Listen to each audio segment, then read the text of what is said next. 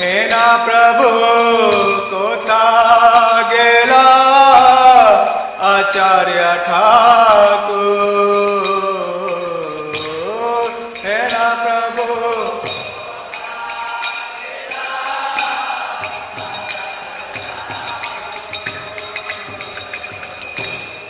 कहाँ मोरा स्वरूप रूप, कहाँ सनातन,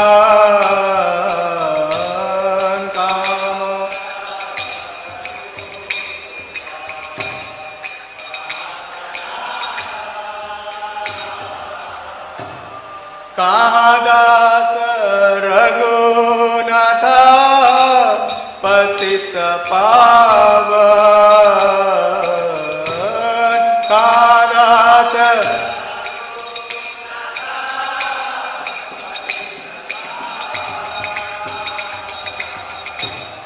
कहाँ मोरा भट जुग, कहाँ कबीरा, कहाँ मोरा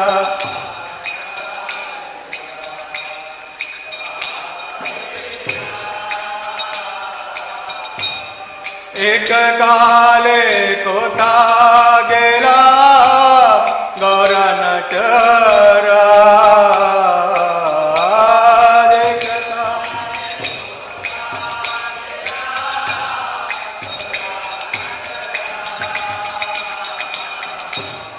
पाचने कुटिबो माथ अनले पशिबो, पाचने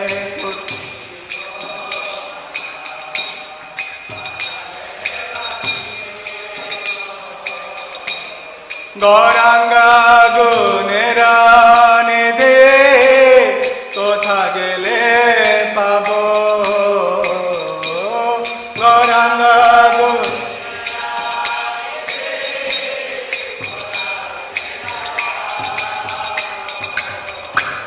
से सब संगीरा संगे ये कैलो बीरा,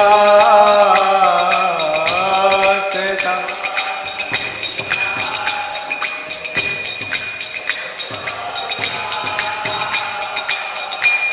से संग न पाया काले नरोत्तम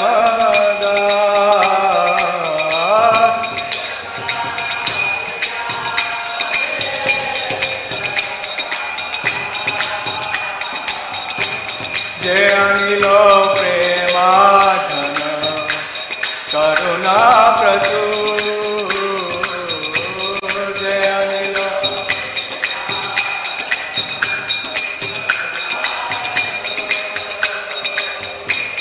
हे ना प्रभु कोथा गेला आचार्य ठाकुर, हे ना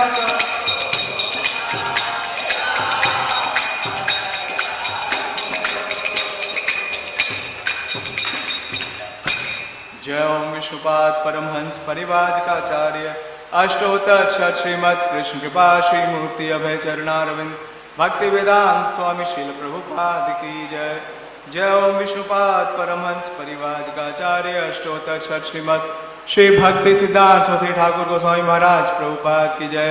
अनंत कोटि वैष्णव वृंद की जय। नामाचार्य श्री हरिदास ठाकुर की जय।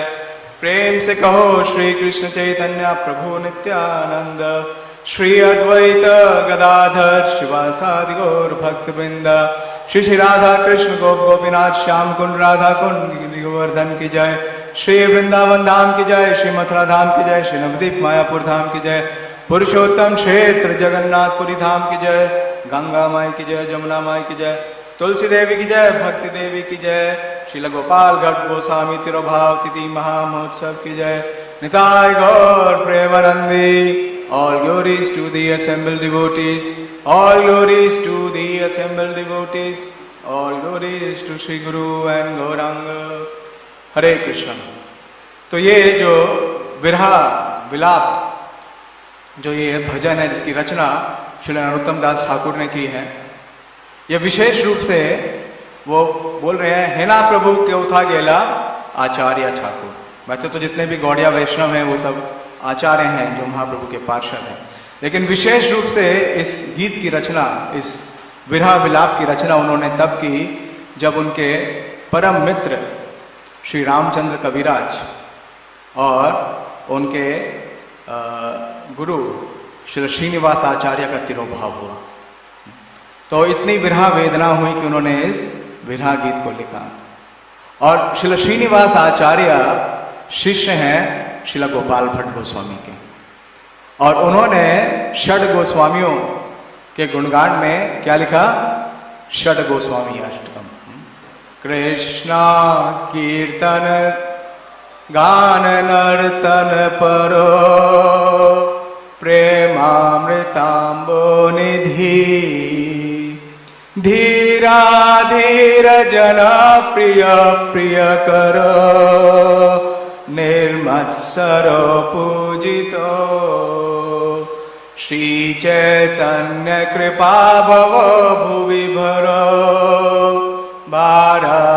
बारवहंतारको, वंदे रूप सनातनो रघुयुगो श्री जीव गोपाल को, वंदे रूप सनातनो रघुयुगो श्री जीव गोपाल को।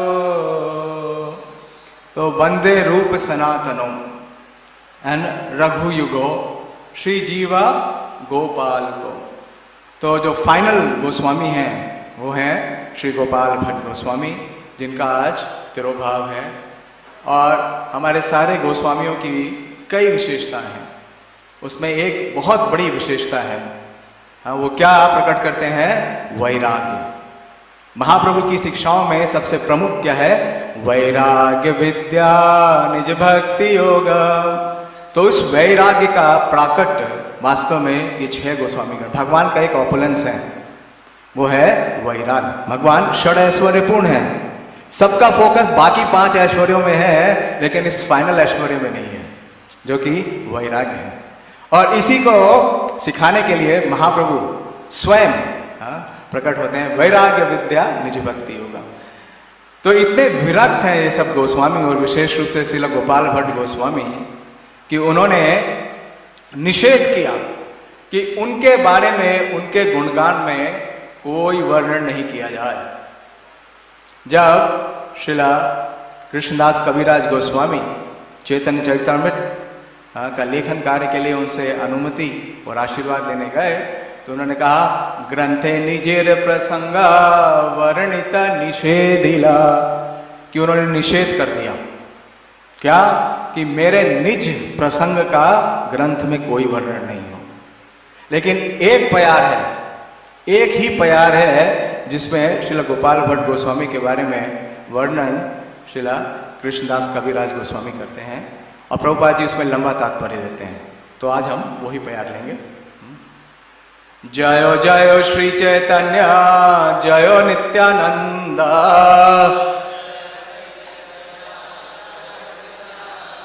जय अद्वैत चंद्र जय गौर भक्त वृंदा, जयो जयो श्री चैतन्य जयो नित्यानंद,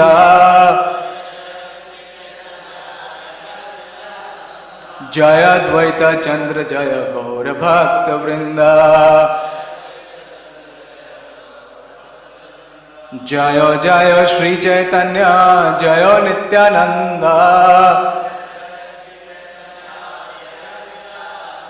जय अद्वैत चंद्र जय गौर भक्त वृंदा।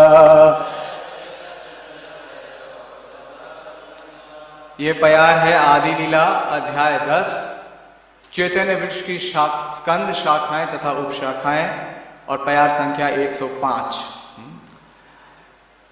श्री गोपाल भट्टेक शाखा सर्वोत्तम,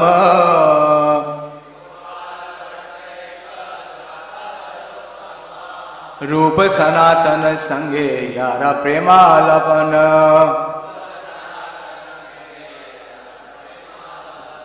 श्री गोपाल भट्टेक शाखा सर्वोत्तम,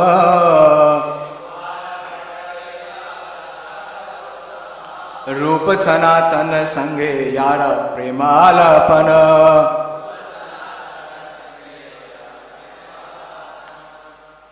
दोहराएंगे नहीं क्योंकि समय की बहुत सीमा है, पुष्पांजलि भी करनी है।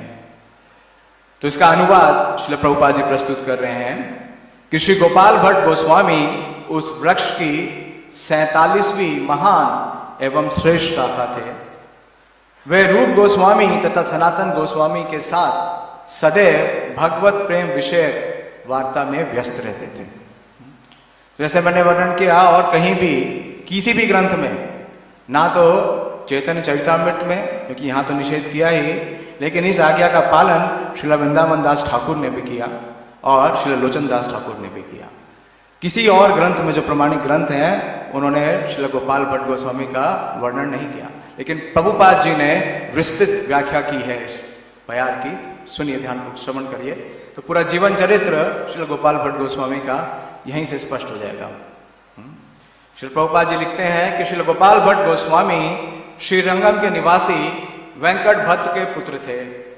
गोपाल भट्ट पहले रामानुज संप्रदाय के गुरु शिष्य परंपरा से संबंधित थे, किंतु बाद में गौड़ीय संप्रदाय के अंग बन गए। 1433 शकाब्द 1511 ईस्वी में जब श्री चैतन्य महाप्रभु दक्षिण भारत के भ्रमण पर गए, तब वे श्री वेंकट भट्ट के घर पर चातुर्मास्य काल में 4 महीने ठहरे थे। तभी उन्होंने जी भरकर महाप्रभु की सेवा की थी। किसने? हाँ, श्रील गोपाल भट्ट। उस समय गोपाल थे, बालक थे।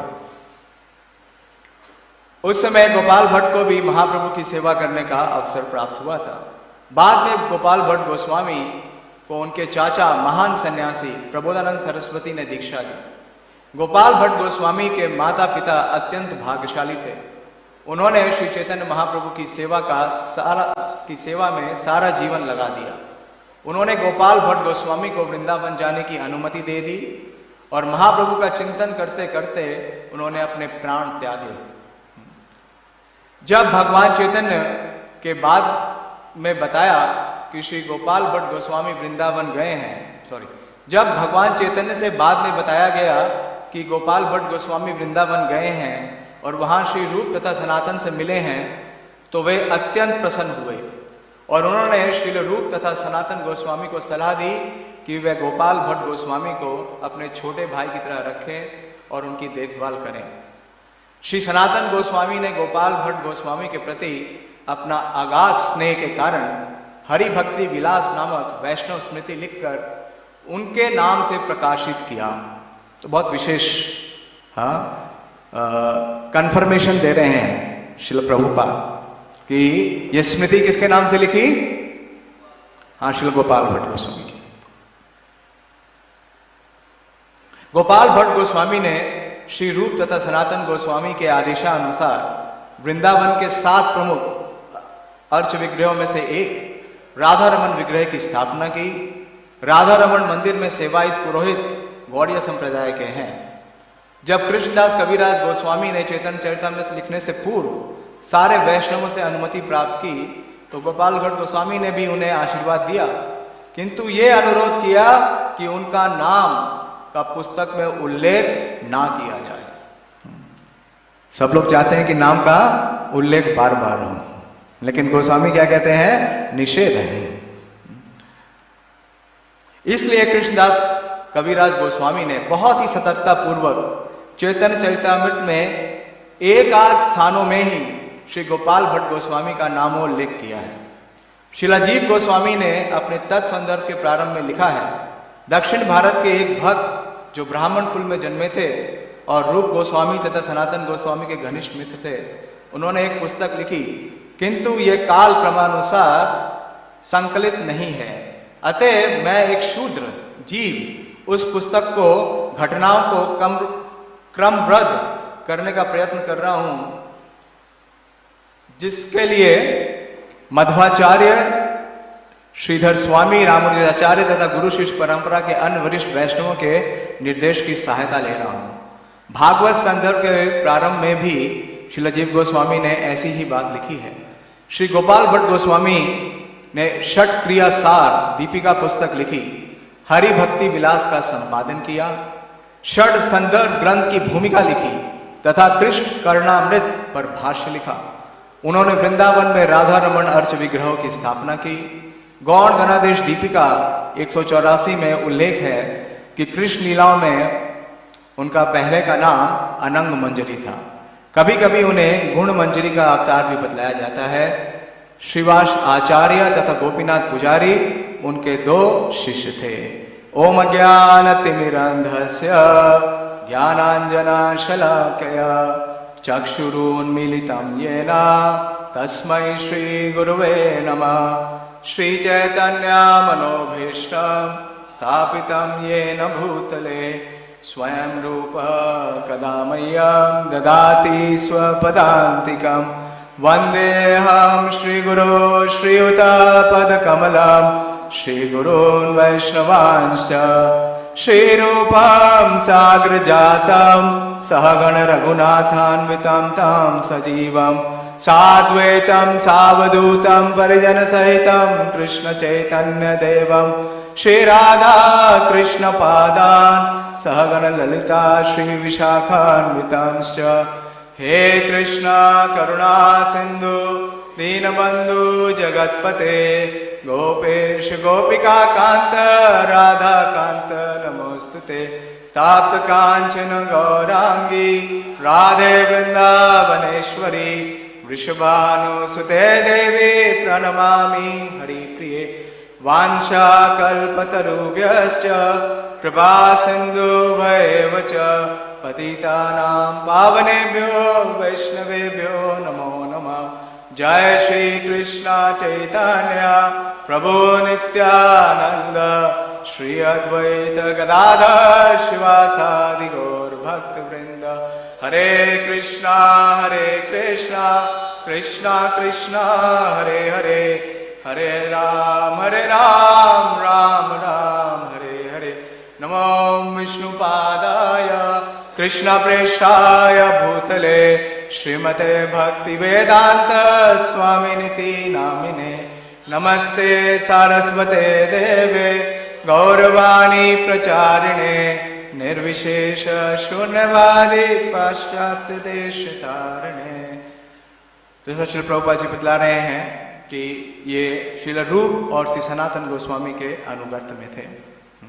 तो जो षड गोस्वामी हैं उन्हें बहुत विशेष महाप्रभु की कृपा प्राप्त है, लेकिन उन सब के मध्य में श्रील गोपाल भट्ट गोस्वामी की जो पोजीशन है वो बहुत ही यूनिक है, बहुत ही विशेष है। उसके कई कारण हैं। उसमें सबसे प्रमुख कारण है कि मात्र 10 वर्ष की अवस्था में इन्हें चैतन्य महाप्रभु का संग, सानिध्य और शिक्षा प्राप्त हुई। अभी शिला सनातन गोस्वामी का तिरोभाव था, कुछ दिन पहले तिरोभाव था, शनिवार को ही था, शनिवार को था। और हमने देखा कि श्रील सनातन गोस्वामी को लंबी शिक्षा दी चैतन्य महाप्रभु ने। कितने दिनों तक? 60 दिनों तक, 2 मास तक, 60 डेज। रूप गोस्वामी को कितने दिन के लिए दी? 10 दिन के लिए। लेकिन श्रील गोपाल भट्ट गोस्वामी को 10 वर्ष की अवस्था में 120 दिन सानिध्य और शिक्षा दोनों प्राप्त हुई। साक्षात किससे? चैतन्य महाप्रभु से। बहुत ही विशेष है। और 1511 में चैतन्य महाप्रभु ने अपना जो मिशन है उसका डिक्लेरेशन किससे किया? श्रीला गोपाल भट्ट गोस्वामी से। बताया कि आपको मैं कहाँ भेजूंगा? वृंदावन, और आपको वृंदावन में मेरा कार्य करना है। जिस धर्म का प्रवर्तन करने के लिए मैं प्रकट हुआ हूं उस धर्म का विस्तार कौन करेगा? ये नहीं कहा आप करोगे, क्या कहा कौन करेगा? आपके अनुयायी करेंगे। और वो कार्य किसने किया? श्री श्रीनिवास आचार्य ने, और उनके साथ श्री नरोत्तम दास ठाकुर और श्री श्यामानंद प्रभु। तो बहुत ही दिव्य विशेष चरित्र है। लेकिन समस्या क्या है कि वर्णन नहीं है, क्योंकि वर्णन करना निषेध कर दिया। जैसा श्री प्रभुपाद जी लिख रहे हैं कि वास्तव में श्री गोपाल भट्ट गोस्वामी कौन है? वो अनंग मंजरी के अवतार हैं। और अनंग मंजरी कौन है? ब्रजलीला में अनंग मंजरी कौन है? हाँ, श्रीमती राधा रानी की, हाँ, उनकी छोटी बहन है। और इसमें समावेश है अनंग मंजरी यासीर साध्या गोपाल भाट का भक्त गोस्वामी केचित आहु श्री गुण मंजरी, और उनके साथ ही साथ श्री गुण मंजरी का भी समावेश है। तो इस प्रकार से जो श्री अनंग मंजरी और श्री गुण मंजरी है, उनका प्राकट्य हो रहा है गौर लीला में श्री गोपाल भट्ट गोस्वामी। और इनका प्राकट्य कहाँ हुआ? इनका प्राकट्य स्थल है श्रीरंगम के पास एक स्थान है जिसका नाम है बेलागुड़ी गांव। और जन्म की जो तिथि है वो प्रामाणिक नहीं है या कंफर्म नहीं है। कुछ वैष्णव साहित्यकारों ने लिखा है 1503 और कुछों ने लिखा है 1500। तो अगर हम किसी भी तिथि को मानते हैं तो जब महाप्रभु ने संन्यास ग्रहण किया किस ईयर में? 1510 माघ मास में। और उसके पश्चात वो फागुन में कहाँ पहुंचे? जगन्नाथपुरी। और उन्होंने आषाढ़ में यात्रा प्रारंभ की। और 1511 यानी कि नेक्स्ट ईयर में वो कहाँ पहुंचे? श्रीरंगम। और जब वो श्रीरंगम पहुंचे, वहां श्रीरंगम पहुंचे तो आषाढ़ मास था। और जब श्रीरंगम पहुंचे तो महाप्रभु क्या करते हैं? सबसे पहले हाँ, वहां जो ये रंगनाथ जी का मंदिर है वहां दर्शन करने गए। और जो श्रीरंगम है वो पूरी तरीके से समर्पित है। वो इसीलिए विख्यात है क्योंकि वहां पे भगवान रंगनाथ का मंदिर है।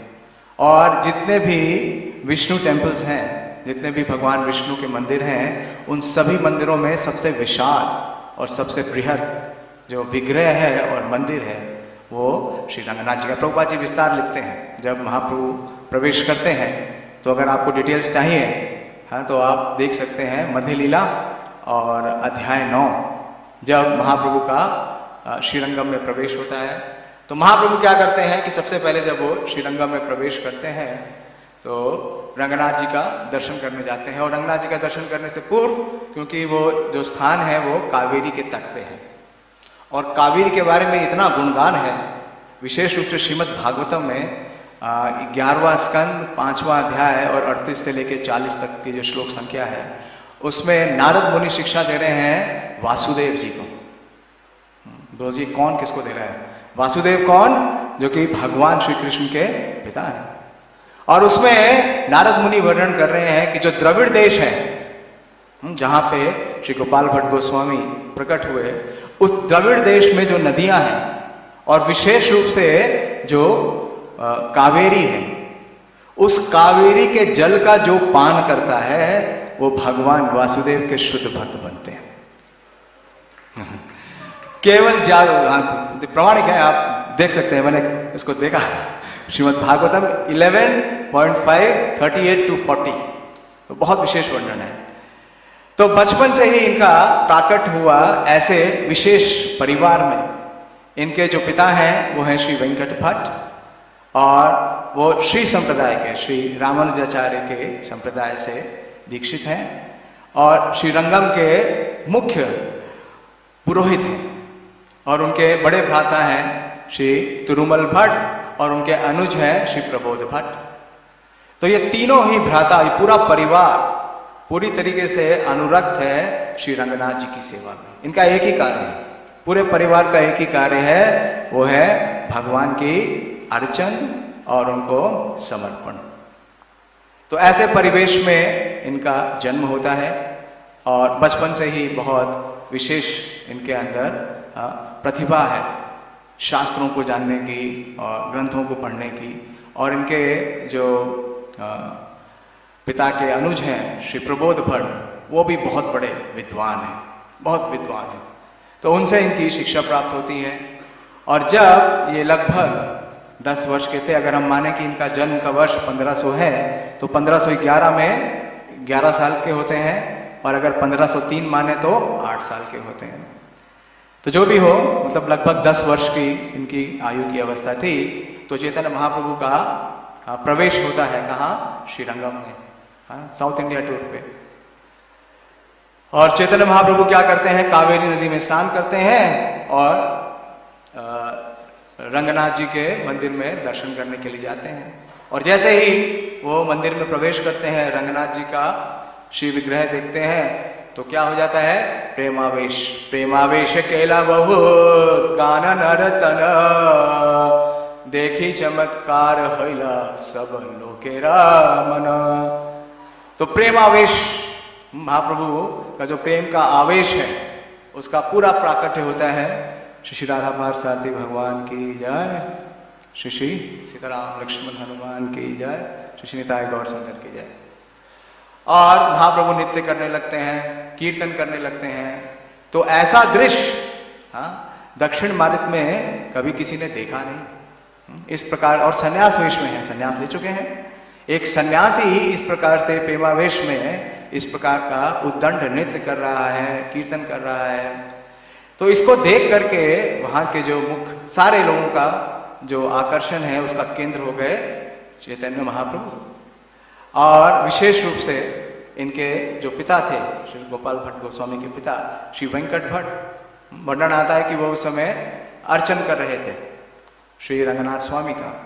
उनका भी मन हृदय आकृष्ट हो गया और वो इतने प्रभावित हुए, इतने आकृष्ट हुए कि उन्होंने तुरंत ही चैतन्य महाप्रभु से निवेदन किया कि आप मेरे घर में भिक्षा स्वीकार करिए। तो जान गए कि इनको तो इनका प्राकट्य पहली बार हुआ है श्रीरंगम में, तो सीधे अपने घर ले गए। और जब वो अपने घर ले गए तो उन्होंने क्या किया कि महाप्रभु के चरणों का प्रक्षालन किया कावेरी के जल से। बहुत ही विशेष वर्णन आता है चैतन्य चरितामृत में, समय कम है इसलिए उसका ज़्यादा वर्णन नहीं कर सकते, लेकिन आप लोग पढ़िए, बहुत विशेष प्यारे हैं। गोपाल भट्ट गोस्वामी के बारे में नहीं लिख रहे, लेकिन वेंकट भट्ट के बारे में तो लिख सकते हैं ना। तो वेंकट भट्ट के बारे में वर्णन कर रहे हैं शिला कविराज गोस्वामी कि किस प्रकार से उन्होंने शिला चैतन्य महाप्रभु को अपने घर में आदर किया, सम्मान किया। और वो जो उनका चरणों का अभिषेक है, जो चरणामृत है, उसका ना सिर्फ उन्होंने स्वयं पान किया बल्कि अपने पूरी परिवार को पान कराया। और उस चैतन्य महाप्रभु के चरणामृत का पान करने का सौभाग्य बालक गोपाल को मिला।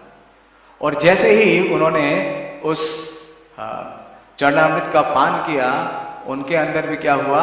प्रेमावेश हो गया। वो पूरी तरीके से उनका जो प्रेम की अवस्था है वो प्रकट हो गई। उसका बड़ा सुंदर भक्ति रत्नाकर जो ग्रंथ है, प्रभुपाद जी एक अपने अन्य तात्पर्य में लिखते हैं कि अगर हमें थोड़ा विवरण चाहिए श्रील गोपाल भट्ट गोस्वामी का, तो उसका विवरण भक्ति रत्नाकर में है। और भक्ति रत्नाकर का प्रस्तुतिकरण किया है श्री नरहरि चक्रवर्ती ने। और श्री नरहरि चक्रवर्ती वो श्रीनिवास आचार्य की परंपरा से ही उनके शिष्य हैं।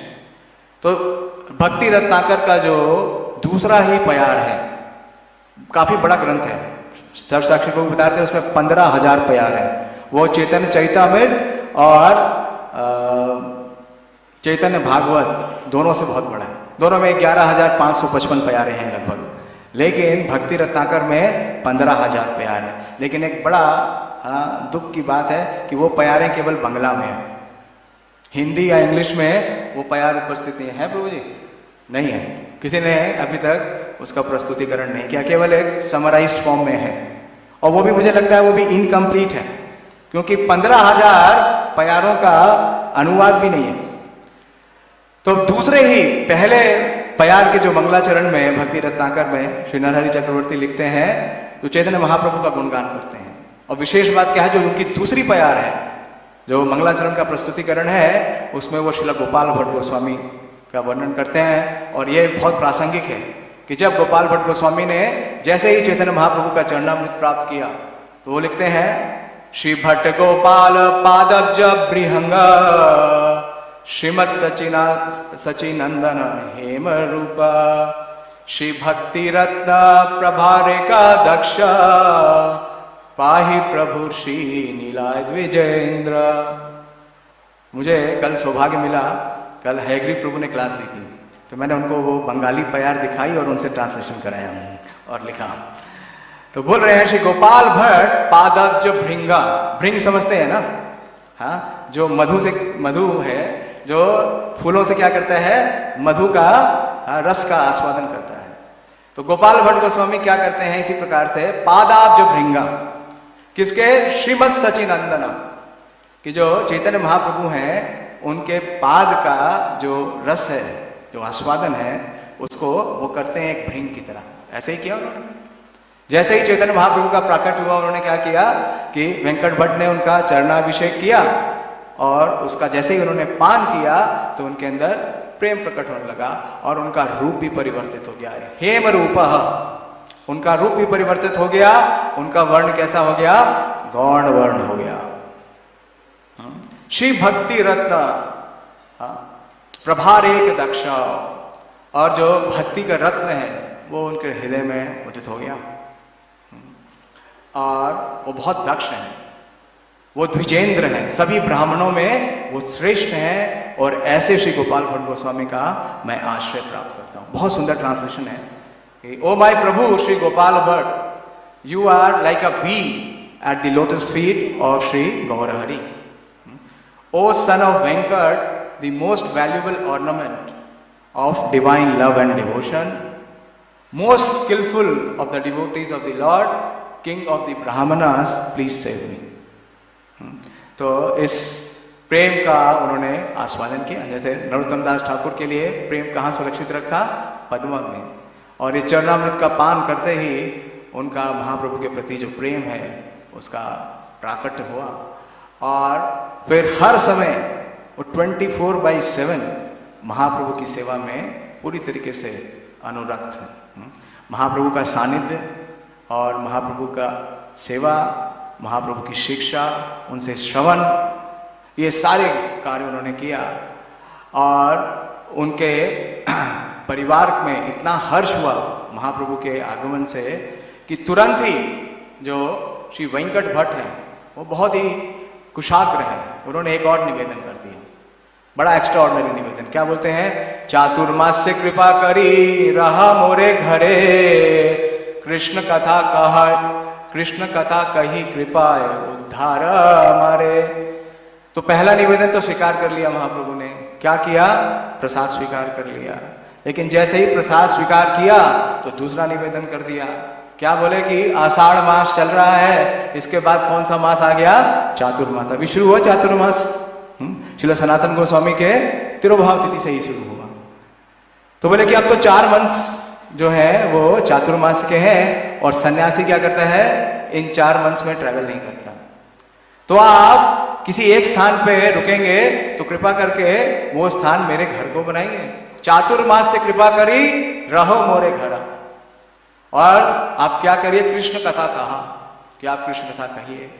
तो इस प्रकार से, और ये भी बहुत आश्चर्य की बात है कि महाप्रभु ने सहज ही स्वीकार कर लिया। बोले अगर हम भगवान से अपना कोई डिजायर एक्सप्रेस करें, पहला डिजायर एक्सप्रेस करें, स्वीकार हो गया। लेकिन दूसरा डिजायर, उसका मैग्नीट्यूड देखिए, 4 महीने आप मेरे संग रहिए या मुझे अपना संग दीजिए। और महाप्रभु ने स्वीकार कर लिया। क्यों? क्योंकि विशेष रूप से उनका जो मिशन है, चिराद अदितम निज गुप्त वित्तम स्वप्रेम नामामृतमति उदारम ए पामरायो विदितार गौरा कृष्ण जनेभ्योस्तब हम प्रपद्ये। कविराज गोस्वामी लिखते हैं कि चिराद अधितम निज गुप्त वित्तम, जो चिरकाल तक कभी नहीं दिया गया, वो क्या था, गुप्त था। स्वप्रेम नामामृतम अति उदारम, वो नाम के रूप में महाप्रभु क्या दे रहे हैं, गोलोकेरा प्रेमाधन हरि नाम संकीर्तन। तो इसका प्रकाश कैसे करना था उन्होंने, इन गोपाल भट्ट गोस्वामी और उनके अनुयायियों से। तो महाप्रभु वहाँ रुकते हैं, रहते हैं शॉर्ट में, क्योंकि समय भाग रहा है और बहुत कुछ है उनके जीवन से सीखने के लिए, बताने के लिए। लेकिन बहुत विशेष बात यह है कि जो ये परिवार है, भट्ट परिवार, ये किसके अनुयायी हैं, रामानुजाचार्य के संप्रदाय के। और उनके जो विग्रह हैं, उनके जो भगवान हैं, वो कौन है, श्री लक्ष्मी नारायण। लेकिन चैतन्य महाप्रभु क्या है, वो एक भक्त के रूप में है। और वो क्या प्रचारित कर रहे हैं कि कृष्ण क्या है, वो सर्वोपरि है। और जब उनकी चर्चा होती है विशेष रूप से श्री वेंकट भट्ट के साथ, इसका वर्णन है चैतन्य चरितामृत में मध्य लीला 9वें अध्याय में, तो एक दिन परिहास करते हैं महाप्रभु और बोलते हैं कि आपकी जो आराधिका है वो तो लक्ष्मी ठाकुरानी है, और लक्ष्मी ठाकुरानी जो है वो बहुत ही पतिव्रता है। तो ऐसा क्यों कि लक्ष्मी देवी अपने वैकुंठ का ऐश्वर्य और नारायण के साथ, जहां उनका स्थान कहाँ है, भगवान नारायण के वक्षस्थल में, उसको त्याग करके वो वृंदावन में प्रवेश के लिए इतनी ललायत क्यों है? तो इस प्रकार से उन्होंने उपहास किया और ये सिद्धांत भी दिया। तो चर्चा लंबी है लेकिन मैं उसमें नहीं जा सकता क्योंकि समय नहीं है। तो अंततः जो महाप्रभु ने कहा उसे श्री वेंकट भट्ट ने स्वीकार कर लिया। उन्होंने कहा कि मेरी तो शूद्र बुद्धि है, मैं इन सब विषयों को नहीं जानता, नहीं समझ सकता, आप ही बताइए कि क्या कारण है। और महाप्रभु सिद्धांत देते हैं कि जब तक हम गोपियों के अनुगत नहीं होते हैं, ब्रज भक्ति नहीं करते हैं, तब तक वृंदावन में प्रवेश नहीं मिल सकता। और विशेष बात क्या है श्री इस भट्ट परिवार की, कि उन्होंने स्वीकार किया। कैसे? जैसे अर्जुन ने स्वीकार किया, सर्वमेतत् ऋतं मन्ये यन्माम वदति केशव। महाप्रभु बोलते हैं कि संशय मत करो कि जो सुप्रीम पर्सनालिटी ऑफ गॉडहेड है, जो सुप्रीम एब्सोल्यूट ट्रूथ है, वो कौन है? वो भगवान श्री कृष्ण है। एते चांस कला पुंसा कृष्णस्तु भगवान स्वयं। और नारायण क्या है? उनकी विलास मूर्ति है। स्वीकार करके संभव है? हाँ, वो मेन उपासक है, लेकिन इतना सरल और इतना पूरी तरीके से, जैसे प्रभुपाद जी लिख रहे हैं, उनका पूरा परिवार चैतन्य महाप्रभु की सेवा में क्या है? अनुरक्त है। और वो चैतन्य महाप्रभु के भक्त बन गए। और जो महाप्रभु ने संदेश दिया, तो इनके जो अनुज थे प्रबोध भट्ट, वो भी बहुत विद्वान थे, लेकिन उनके अंदर कुछ अद्वैत जो दर्शन है उसका समावेश था। महाप्रभु ने उसको भी क्या किया? साफ कर दिया। और ब्रजेरा निगूढ़ भक्ति, जो ब्रज की जो निगूढ़ भक्ति है, जो ब्रज प्रेम है, उसको इन सभी के हृदय में क्या किया? स्थापित किया। और 4 मास का जब समय समाप्त हुआ, जब इनके जाने का समय हुआ, तो बहुत वेदना होने लगी भट्ट परिवार को। श्री वेंकट भट्ट तो यहाँ तक बोलते हैं कि मैं आपके साथ चलूंगा। और गोपाल की क्या बात करना, गोपाल को तो पूरा सानिध्य प्राप्त था। वैष्णव महाराज बोल रहे थे कि अगर महाप्रभु काया है तो गोपाल उनकी छाया है।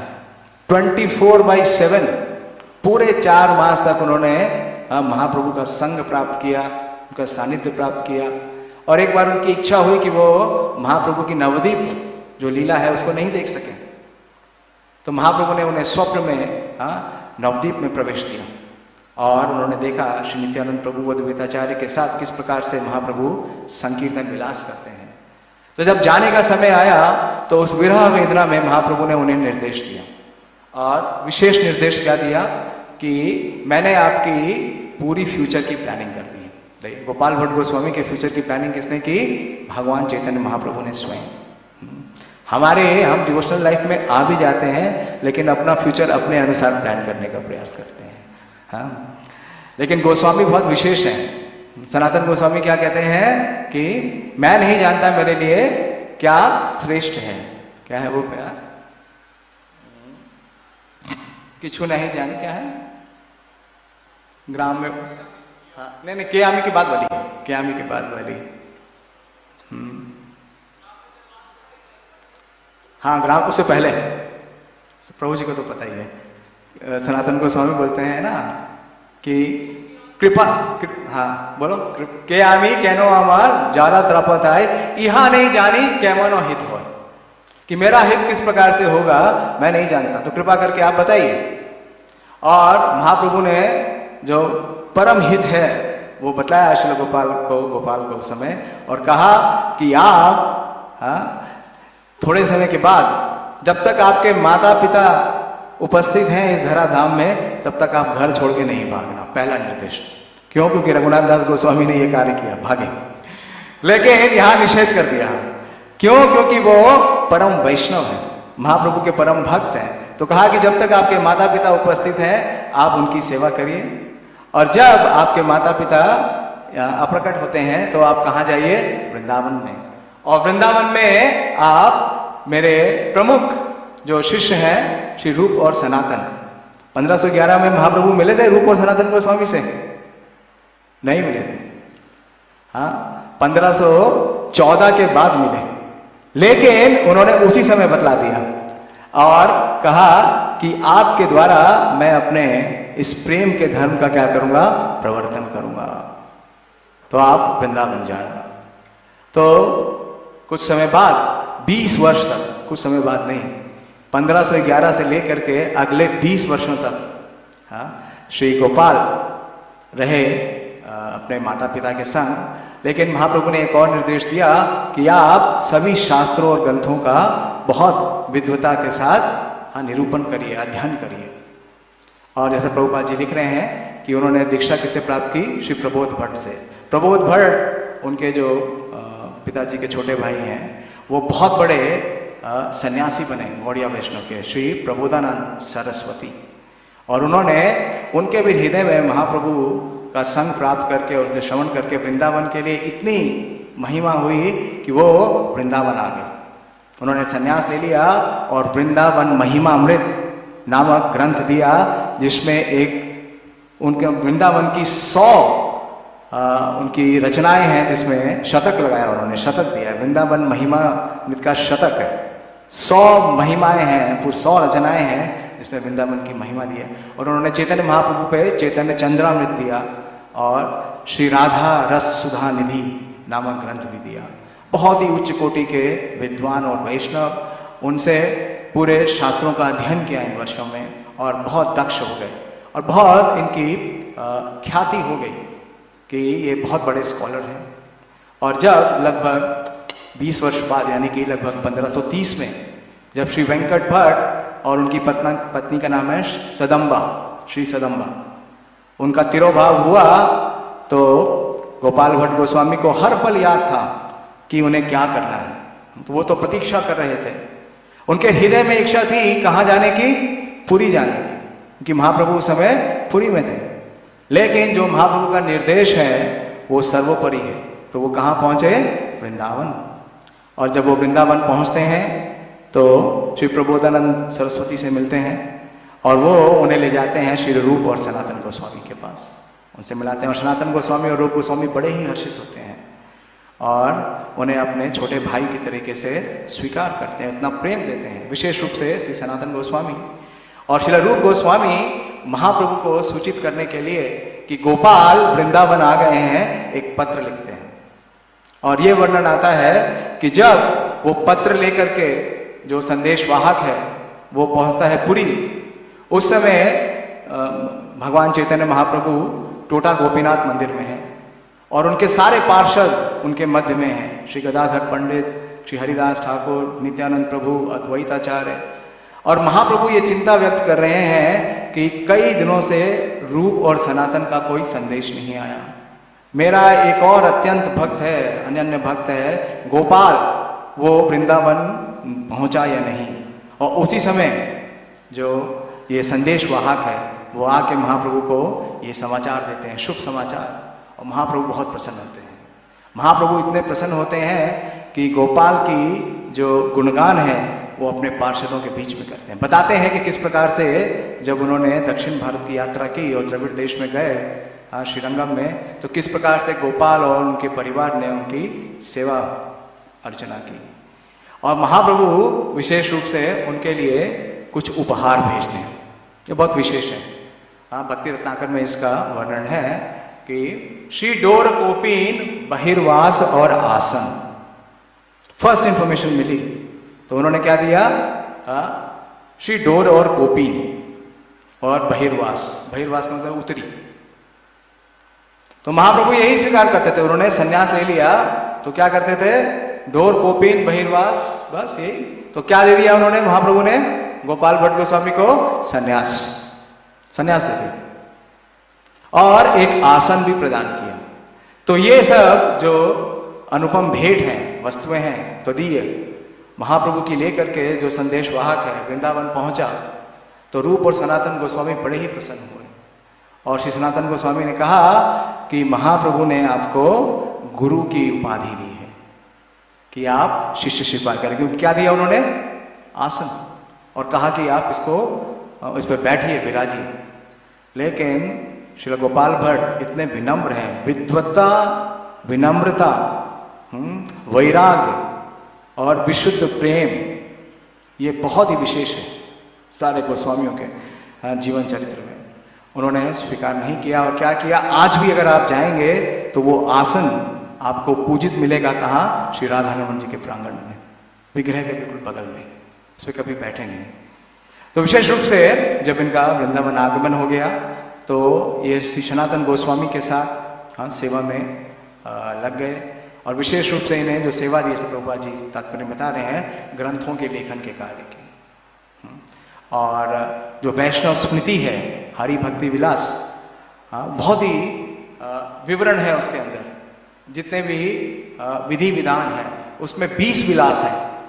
और प्रभुपाद जी अपने एक तात्पर्य में चैतन्य चरितामृत की मध्य लीला 1:35 में इस हरि भक्ति विलास का वर्णन करते हैं कि इसमें 20 विलास हैं।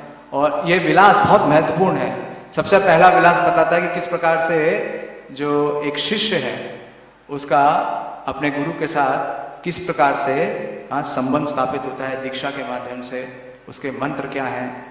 फिर प्रोसेस, दूसरे विलास में प्रोसेस ऑफ इनिशिएशन क्या है, और इनिशिएशन में क्या मंत्र दिए जाते हैं और क्या उसका आचार है। तो इस प्रकार से बहुत लंबा विस्तृत विवरण है। तो हर प्रकार के जो वैष्णव संस्कार हैं, प्रभुपाद जी ने कहा इसे क्या है? वैष्णव स्मृति है।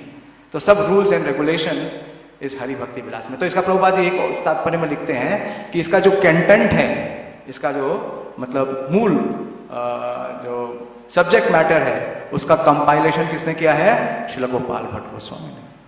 क्योंकि अगर आप देखें कि श्री वैष्णव संप्रदाय में क्या है, बहुत सारे रूल्स एंड रेगुलेशंस हैं। और एक और कारण था कि श्रील सनातन गोस्वामी जो कि क्या है, जो कि ह्यूमिलिटी पर्सोनिफाइड है, वो विनम्रता के क्या है? सबसे प्रमुख आचार्य हैं। तो वो अपने आप को हमेशा योग्य मानते थे। विशेष रूप से क्यों? क्योंकि उन्होंने जो मुस्लिम शासक हैं उनके साथ क्या किया था? संग किया था, उनकी सेवा की थी। तो अपने को अयोग्य समझते थे। तो उन्होंने सोचा कि उन्होंने किसी शिष्य को स्वीकार नहीं किया। आपने कभी सुना सनातन गोस्वामी का कोई शिष्य नहीं स्वीकार किया? किसी को शिष्य नहीं स्वीकार किया। उन्होंने विशेष रूप से उन्होंने और रूप गोस्वामी ने श्री गोपाल भट्ट गोस्वामी और एक और भट्ट श्री रघुनाथ भट्ट, क्योंकि वो भी ब्राह्मण कुल से थे। उस समय रीति रिवाज और ये जो जाति प्रथा है उसका बहुत ज्यादा प्रभाव था। वो तपन मिश्र के पुत्र हैं। इन दोनों को मनोनीत किया शिष्य स्वीकार करने के लिए, और इनके नाम से हरि भक्ति विलास प्रस्तुत की, जैसे प्रभुपाद जी लिख रहे हैं। तो ये टीम वर्क है। हम इसके विवाद में नहीं जाएंगे कि हरि भक्ति विलास श्रील सनातन गोस्वामी ने लिखी या श्रील गोपाल भट्ट, लेकिन टीम वर्क है। दोनों ने मिलकर रखी। कुछ आचार्य लिखते हैं कि उन्होंने कमेंट्स किया, और कुछ आचार्य लिखते हैं कि इन्होंने कंपाइलेशन किया। तो दोनों का टीम वर्क है, और ये हरि भक्ति विलास। इसके अलावा भी उन्होंने कई और ग्रंथ दिए। षट क्रिया सार दीपिका, इसमें गृहस्थ जीवन में जितने संस्कार होते हैं, विशेष रूप से जो 10 संस्कार हैं। और फिर उन्होंने संसार दीपिका जी, संस्कार दीपिका, जिसमें संन्यास आश्रम के रूल्स रेगुलेशन है। और प्रभुपाद जी ऐसे बता रहे हैं, बिल्व मंगल ठाकुर का कृष्ण कर्णामृत है, उसका उन्होंने भाष्य प्रस्तुत किया, और षट संदर्भों की भी क्या की? प्रस्तुतिकरण की। तो बहुत विशेष इनका योगदान है। इन्होंने अपना नाम नहीं दिया, लेकिन अपना योगदान किया। और जब ये वृंदावन में थे तो ये अर्चना करते थे, क्योंकि शिला रूप गोस्वामी को गोविंद देव जी ने स्वप्न दिया कि गोपाल को मेरी सेवा में लगाओ। इतने प्योर हैं, तो रूप गोस्वामी के निर्देश पे ये श्री गोविंद देव जी की सेवा करते थे। और जब चैतन्य महाप्रभु ने अपनी लीला का समावेश किया 1534 में, तो कितने वर्ष हुए इन्हें वृंदावन आए हुए? केवल 3 या 4 वर्ष। तो ये क्या करते हैं, इन्हें इतना विरह होता है, इतनी विरह वेदना होती है, वो उसको सहन नहीं कर पाते हैं और दिन रात महाप्रभु के विरह में विलाप करते हैं। तो महाप्रभु इन्हें स्वप्न में प्रकट होते हैं और बोलते हैं कि मैं आपकी सेवा स्वीकार करूंगा, अगर आपको मेरा संग चाहिए तो आप कहाँ जाएं? हिमालय। और हिमालय में जहाँ गंडकी नदी है, मुक्तिनाथ है, वहाँ जाएं और आप मुझे प्राप्त होंगे। तो ये रूप गोस्वामी और सनातन गोस्वामी से अनुमति लेके शॉर्ट में बता रहा हूँ, 5 ही मिनट बचे। पहुँचते हैं वहाँ पे गंडकी के पास। और कौन सा वेश था इनका? वेश कौन सा था? सन्यास। तो सन्यासी के पास क्या होता है? 2 चीज होती है ना, दंड और कमंडलू। तो जब ये गंडकी में स्नान कर रहे थे तो इन्होंने क्या किया, अपना कमंडलू में जैसे ही वो जल भरा गंडकी का, तो उसके अंदर 12 शिलाएं आ गई। तो ये घबरा गए। इन्होंने वो 12 शिला सम्मान के साथ वापस रख दी। ऐसा बैक एंड फोर्थ कई बार हुआ।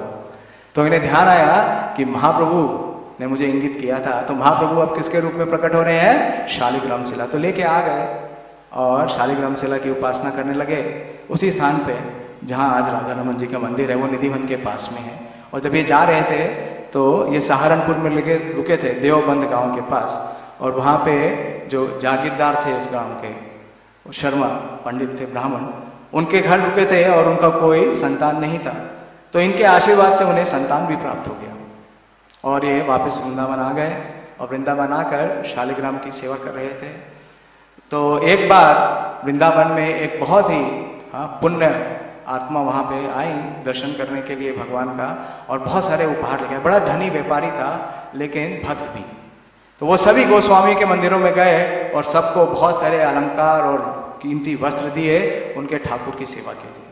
जब उन्हें गोपाल भट्ट के बारे में पता चला, गोपाल भट्ट गोस्वामी के बारे में, तो यहाँ भी आए, निधिवन के पास उनकी भजन कुटीर में, और इन्हें भी वस्त्र अलंकार और आभूषण दिए और कहा कि तो गोस्वामी हैं, विरक्त हैं, ये खुद तो स्वीकार करेंगे नहीं, संभव ही नहीं है। उन्होंने क्या कहा कि आप अपनी ठाकुर की सेवा के लिए स्वीकार करें।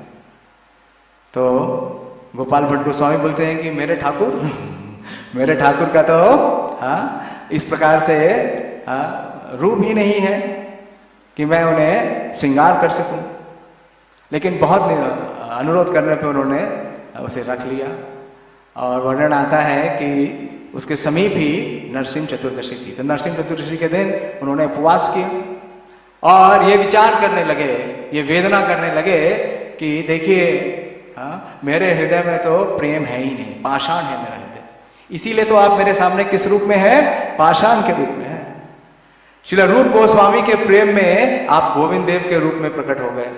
श्रील सनातन गोस्वामी के प्रेम में आप श्री मदन मोहन जी के रूप में प्रकट हो गए। यहां तक कि आप पाषाण से यानी पत्थर से यानी कि पिलर से आप प्रहलाद के प्रेम में नरसिंह के रूप में प्रकट हो गए। लेकिन मेरे हृदय में प्रेम है ही नहीं, तो इसलिए आप शालिग्राम के रूप में हैं। तो इस प्रकार से वो विरह वेदना कर रहे थे और अपने को दुत्कार रहे थे। और रात बीत गई। अगले दिन सुबह यमुना में स्नान करते हैं और स्नान करने के बाद आते हैं तो क्या देखते हैं? उन 12 शिलाओं में से एक दामोदर शिला से श्री राधा रमन जी प्रकट हो गए। श्री राधा रमन जी लाल की जय। और बहुत विशेष बात है कि राधा रमन जी का जो रूप है, जो उनका सौंदर्य है, वो बहुत ही विशेष है। उसमें तीनों देवों का, जो वृंदावन के आराध्य देव हैं, श्री गोविंद गोपीनाथ मदन मोहन, उसका समावेश है। चरण से लेकर के और कमर तक श्री मदन मोहन जी, और जो वक्ष स्थल है और उनके जो हस्त कमल है वो है श्री गोपीनाथ, और उनका जो मुख कमल है वो कौन है? वो गोविंद है। और श्री रूप गोस्वामी ने उनका नाम दिया राधा रमन। क्यों नाम दिया? इसका वर्णन श्रीमद् भागवतम में आता है कि जब भगवान रास लीला कर रहे थे तो रासस्थली कौन सी है? निधिवन जो है वो रासस्थली है। तो जब भगवान रास कर रहे थे तो गोपियों को मान हो गया और भगवान गोपियों को छोड़कर श्रीमती राधा रानी के संग हो लिए और चल दिए। लेकिन कुछ आगे जाने के बाद उन्होंने राधा रानी का भी संग से क्या हो गए? वो लुप्त हो गए। तो 10वां स्कंद 30वां अध्याय और 39वां श्लोक, उसमें श्री सुखदेव गोस्वामी लिखते हैं कि श्रीमती राधा रानी इज सर्चिंग प्रभुपाद जी इसका टॉपिक का प्रभुपाद जी का शिष्य देते हैं, गोपी सर्च फॉर कृष्णा, हे नाथ रमन प्रेष्ठा वासी क्वासी महाभुजा दास्यस्ते कृपनाया में सखे दर्श्य सानिधिम। बहुत विशेष है कि किस प्रकार से श्रीमती राधा रानी हाँ भगवान श्री कृष्ण को पुकार रही हैं, हे नाथ रमन प्रेष्ठ। तो ये वही स्थान है जहां श्रीमती राधा रानी ने भगवान कृष्ण को पुकारा, इसलिए श्री रूप गोस्वामी ने विग्रह का नाम क्या दिया, श्री राधा रमन जीला।